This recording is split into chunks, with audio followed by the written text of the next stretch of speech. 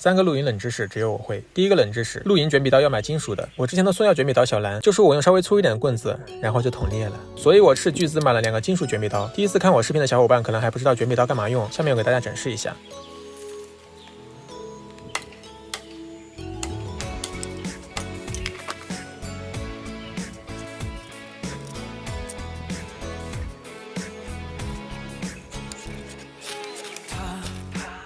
会魔法吧，让我无法自拔。第二个冷知识，鞋架和装水果的木框组合可以变成一个小柜子。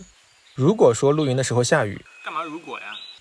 咱就是说雨天露营地面是很潮湿的，这样组合刚好可以挡住潮湿，中间层可以放很多东西，上面可以放东西煮东西都非常方便。这个鞋架本身是非常软的，但加上这么多东西之后受力均匀，反而变得非常稳，看久了甚至觉得它本来就应该这样使用，粗糙中竟然带着点小精致。有人疑问了，为什么要用木箱，不重吗？网红的折叠收纳箱我也用过，早在它成为网红之前我就买过5个，现在集体躺在家里面放东西。这个箱子看是好看，但现在到处都是，看多了实在审美疲劳，而且质量堪忧，每次我轻轻一碰这里就卡不住，没什么质感。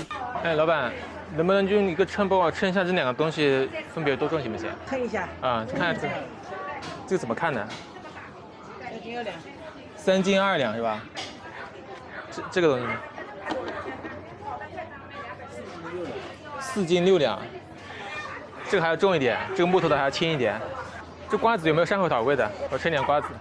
这个4斤6两，这个3斤2两。这个秤有没有问题？这个木箱真的不重，只要35元，而且我主要把那露营车里面装东西，木质材料和我的整体风格很配。第3个冷知识比较特别啊，主要针对我们的男性同胞，就是我们出发露营之前，可以在楼下小卖部买一个运动型饮料，或者营养快线、某某树叶都行，懂的都懂，我就不展开了。但最好还是睡前少吃点西瓜。